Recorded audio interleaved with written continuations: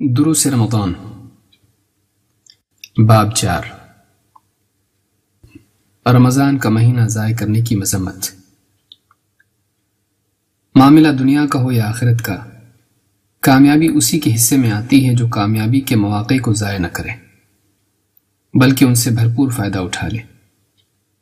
اس کے برعکس ناکام وہ ہوتا ہے جو موقع پا کر بھی غافل پڑا رہے اور موقع ضائع ہو جانے کے بعد افسوس اور حسرت کا اظہار کرتا رہ جائے بلکہ اس اظہار کو اپنی بے عملی کی چھپانے کا ذریعہ بنا لے۔ رمضان کا مہینہ اپنے نفس کی پاکیزگی اور آخرت کی تیاری کا ایک بہترین موقع ہے۔ یہ مہینہ مجاہدے کے ذریعے نفس کو شریعت کا پابند بنانے اور عبادات و خیرات کے ذریعے اجر و ثواب کمانے کا موقع ہے۔ پھر ان نیک اعمال کے ذریعے روحانی سکون، اللہ کے قرب کی لذت اور دینداری پر ثابت قدمی کا حصول اتنی اعلیٰ نعمتیں ہیں کہ دنیا کی ساری لذتیں اور راحتیں بھی ان کے مقابلے میں بے قیمت ہیں۔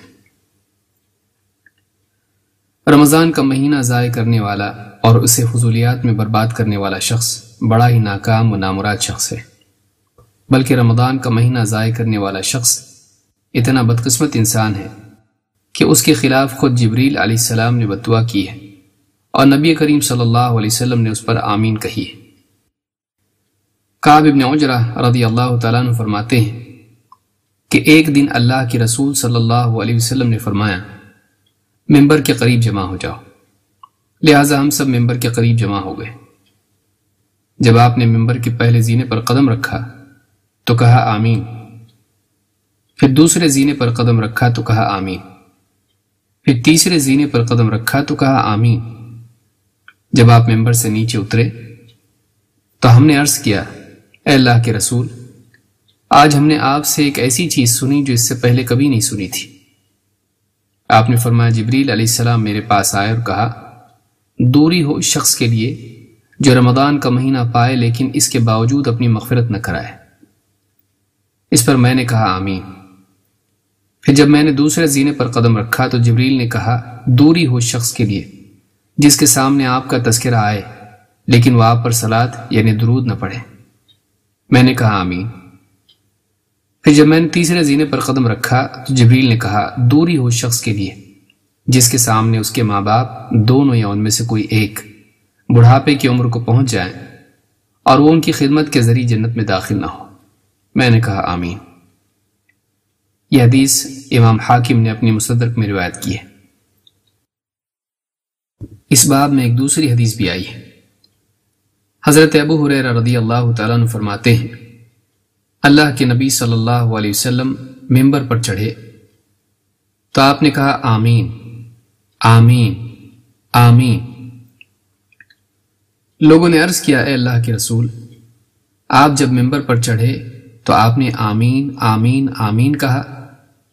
آپ نے فرمایا، جبریل میرے پاس آئے اور کہا، جو شخص رمضان کا مہینہ پائے اور پھر بھی اس کی مغفرت نہ ہو اور جہنم میں چلا جائے تو ایسے شخص کو اللہ تعالیٰ اپنی رحمت سے دور کر دے۔ آمین کہیے۔ تو میں نے آمین کہی۔ پھر کہا، جو شخص اپنے ماں باپ کو دونوں کو یا ان میں سے کسی ایک کو پائے لیکن ان کے ساتھ بھلائی کا سلوک نہ کرے اور اسی حال میں مر جائے اور جہنم میں چلا جائے تو ایسے شخص کو بھی اللہ تعالیٰ اپنی رحمت سے دور کر دے۔ آمین کہیے۔ میں نے اس پر بھی آمین کہی۔ پھر کہا، جس شخص کے سامنے آپ کا تذکرہ آئے اور وہ آپ پر درود نہ پڑھے اور مر جائے اور جہنم میں چلا جائے تو اللہ تعالیٰ اسے بھی اپنی رحمت سے دور کر دے۔ کہیے آمین۔ تو میں نے اس پر بھی آمین کہی۔ یہ حدیث صحیح ابن حبان میں ہے۔ ایک حدیث میں خود نبی کریم صلی اللہ علیہ وسلم نے بھی رمضان کے ضائع کرنے والے شخص کے لیے ناکامی کی بددعا کی ہے۔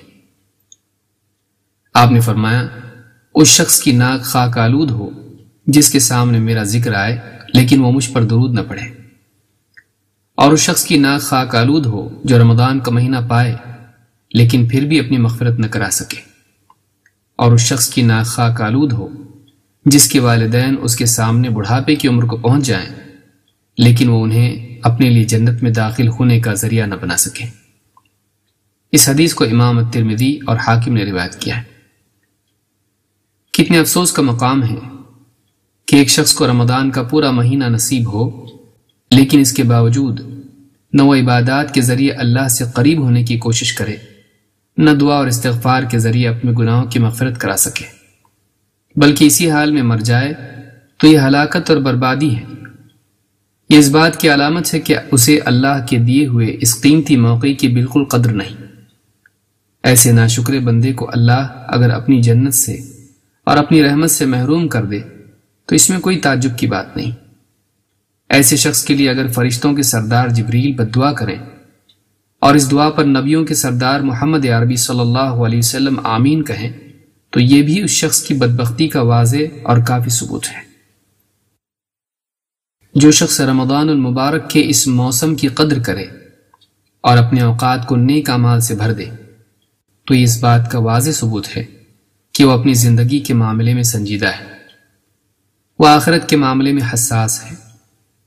لیکن اس کے برعکس جو شخص رمضان کے اس بہترین موقع کو ضائع کر دے تو اس کا یہ طرز عمل خود ہی اس بات کی دلیل ہے کہ وہ اپنی بقیہ زندگی کو بھی ضائع کرنے والا ثابت ہوگا۔